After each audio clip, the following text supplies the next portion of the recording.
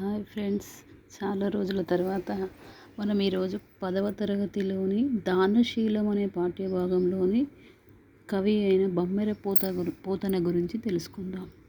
కవి పరిచయం. పోతన 15వ శతాబ్దానికి చెందినవాడు.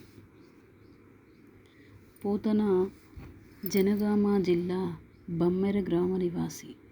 తల్లి లక్కమాంబ, తండ్రి కేసన. పోతన సహజ పండితుడని ప్రసిద్ధి.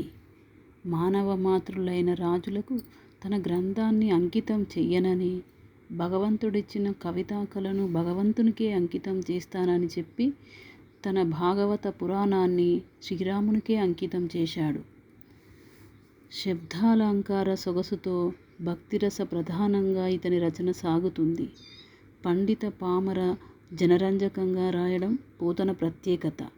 ప్రహ్లాద చరిత్ర, గజేంద్ర మోక్షం, రుక్మిణీ కళ్యాణం మున్నగు ఘట్టాలలోని పద్యాలు ప్రతి తెలుగువాడికి కంటతా వస్తాయి. పోతన రచనా శైలి, మధుర భక్తి తరువాత కవులకు ఒరవడిగా నిలిచాయి. వీరభద్ర విజయం, భోగిని దండకం, నారాయణ శతకం ఇతర రచనలు.